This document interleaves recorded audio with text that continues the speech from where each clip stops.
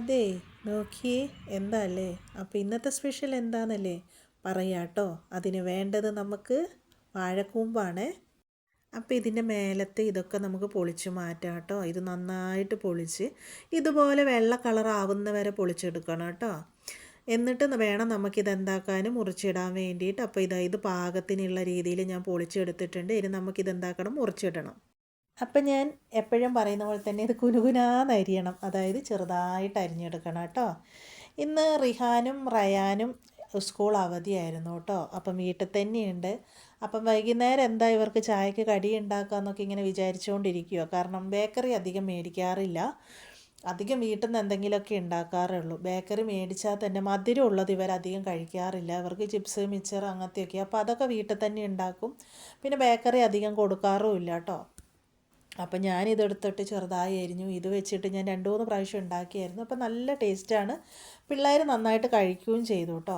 അപ്പം ഞാൻ വിചാരിച്ചു ഇന്ന് വാഴക്കൂമ്പ് വെച്ചിട്ട് തന്നെ ഉണ്ടാക്കാം വൈകുന്നേരത്തെ ചായക്ക് കടിയെന്ന്. അതുമാത്രമല്ല, ഇനിയിപ്പം നോമ്പൊക്കെ അടുത്തു.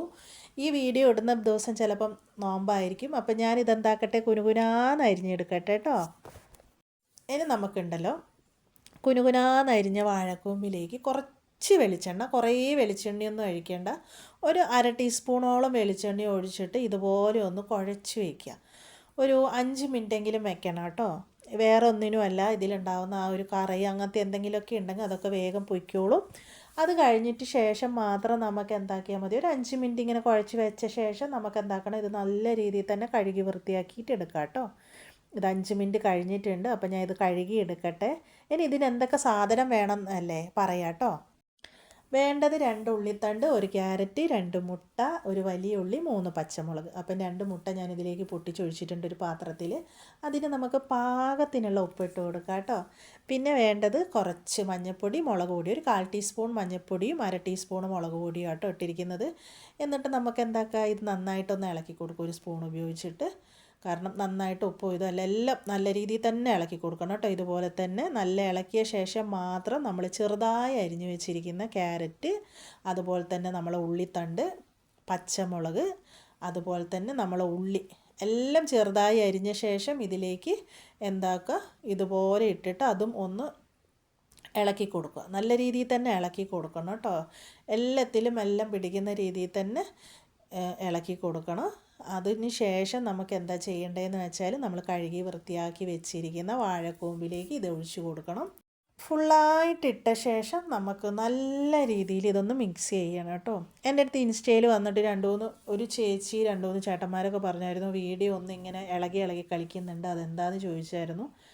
അപ്പം എൻ്റെ ഒരു കയ്യിലാണ് ഫോൺ ഇരിക്കുന്നത്, അപ്പം ഒരു കൈയും കൊണ്ടാണ് ചെയ്യുന്നത്. അതും കൊണ്ടാണ് കേട്ടോ. സ്റ്റാൻഡ് മേടിച്ചിട്ടില്ല, മേടിക്കണം എന്നൊക്കെ വിചാരിക്കും. അതിൻ്റെ ഇടയിൽ 100 കൂട്ടം പ്രശ്നങ്ങളാണ്. 1000 എത്രയോ രൂപയാണ് സ്റ്റാൻഡിന്. അപ്പം പിന്നെ മേടിച്ചില്ല.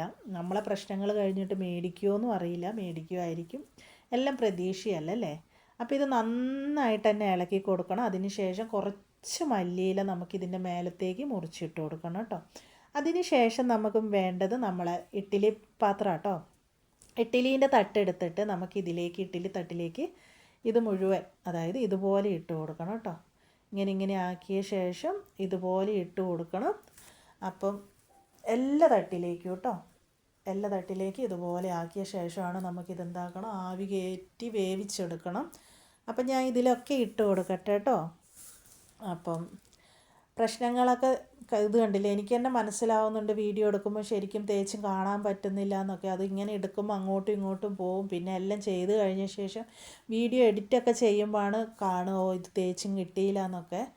അപ്പോൾ ചില സമയത്ത് ഭയങ്കര സങ്കടമൊക്കെ ആവും. പിന്നെ പടച്ചോൻ വിധിച്ചതല്ലേ നടക്കുകയുള്ളൂ. നമ്മളെയൊക്കെ ജീവിതത്തിൽ എന്തൊക്കെയോ എന്താ പറയുക, ഒന്നും വേണ്ട, ഒരുപാട് പൈസയോ ഒരുപാട് അങ്ങനത്തെ ഒന്നും ആഗ്രഹങ്ങളൊന്നുമില്ല.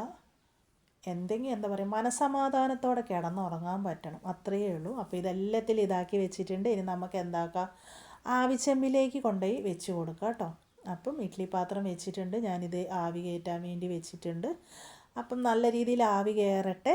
അപ്പോൾ ഇതാട്ടോ, നല്ല രീതിയിൽ തന്നെ ആവി കയറി വന്നിട്ടുണ്ട്. ഇനി നമുക്കിത് എടുക്കാം കേട്ടോ. അപ്പം പിന്നെ നമുക്കിത് വേറൊരു പാത്രത്തിലേക്ക് മാറ്റാം. ഇതുപോലെ നല്ല രീതിയിൽ ആവി കയറ്റി വേവിച്ച ശേഷം വേണം കേട്ടോ എടുക്കാൻ വേണ്ടിയിട്ട്. ഇനി നമുക്ക് കുറച്ച് സാധനങ്ങളും കൂടി വേണം.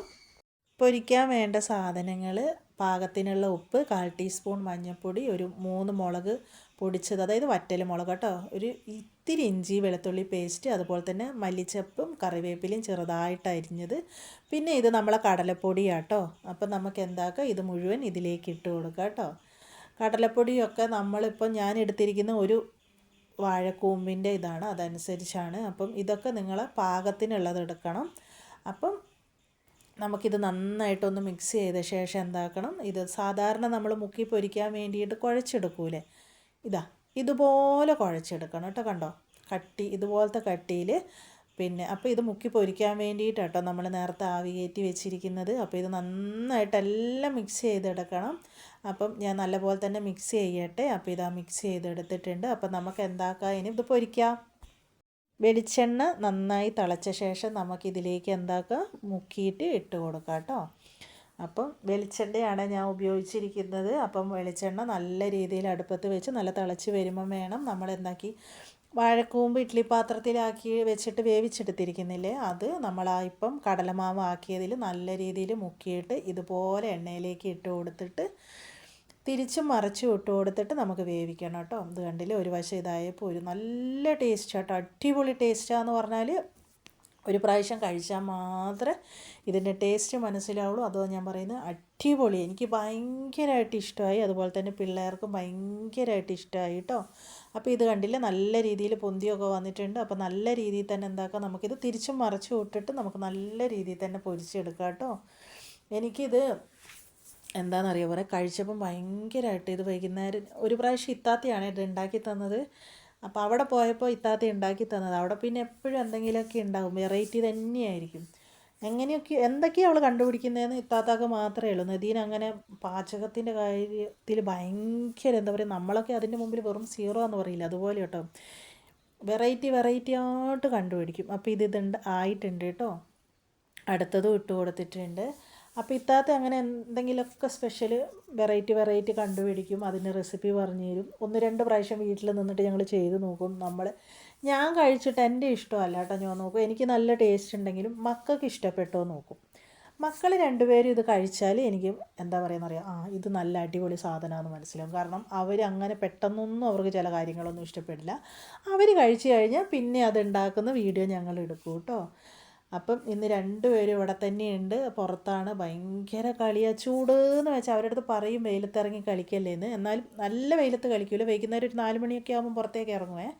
അപ്പോൾ ഇത് മൊത്തം ഞാനൊന്ന് പൊരിച്ചേ എടുക്കട്ടെ കേട്ടോ. അവർ കളി കഴിയുമ്പോഴത്തേക്കും ചായ റെഡി ആയിട്ടുണ്ട്. അപ്പോൾ പിള്ളേരെ വിളിക്കട്ടെ. ഇത് നിങ്ങൾക്ക് സോസ് കൂട്ടിയിട്ട് വേണേ കഴിക്കുക. ഇത് ഇന്നാൾ ഞാൻ ഒരു അച്ചാറിൻ്റെ റെസിപ്പി ഇട്ടായിരുന്നു, ഏതാണെന്നറിയോ, നമ്മളെ വാഴക്കാമ്പിൻ്റെ. അപ്പം ഇത് അടിപൊളി ടേസ്റ്റാണ് കേട്ടോ. അപ്പോൾ എന്തായാലും എല്ലാവരും ഒന്ന് ചെയ്ത് നോക്കണം, തീർച്ചയായിട്ടും ചെയ്യണേ. എന്നാൽ നിങ്ങളെ കാര്യങ്ങളൊക്കെ നടക്കട്ടെ. അപ്പം വീണ്ടും കാണാം കേട്ടോ. എല്ലാവരും സപ്പോർട്ട് ചെയ്യണേ. ബായ്.